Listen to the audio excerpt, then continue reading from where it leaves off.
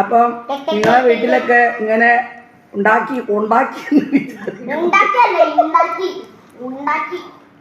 എന്ന് വിചാരിക്കുന്നു. അരി വറുത്തത് ഇതാണ്, അരി വറുത്തതും ചായയും. എൻ്റെ ഫോണൊരു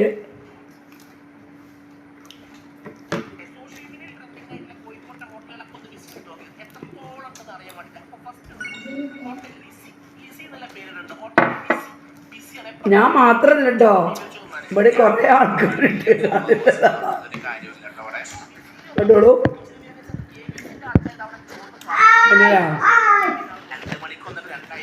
ഒരാൾ ഒഴിച്ചിട്ടുണ്ട്. അപ്പോൾ ഞാൻ ഇത് പെട്ടെന്ന് ഓർമ്മ വന്ന് കുട്ടിക്കാലം. അപ്പോൾ ഒന്ന് അരി വറുത്ത് തിന്ന്. നമ്മളെ കുട്ടിക്കാലത്ത് തന്നെയാണില്ല, നമ്മളെ കുട്ടിക്കാലത്ത് ഇതൊക്കെ കഴിഞ്ഞു. അപ്പം നിങ്ങൾ ഇതുപോലെ തിന്ന കഴിക്കുക, ഉണ്ടാതിരിക്കുക. ഓക്കെ.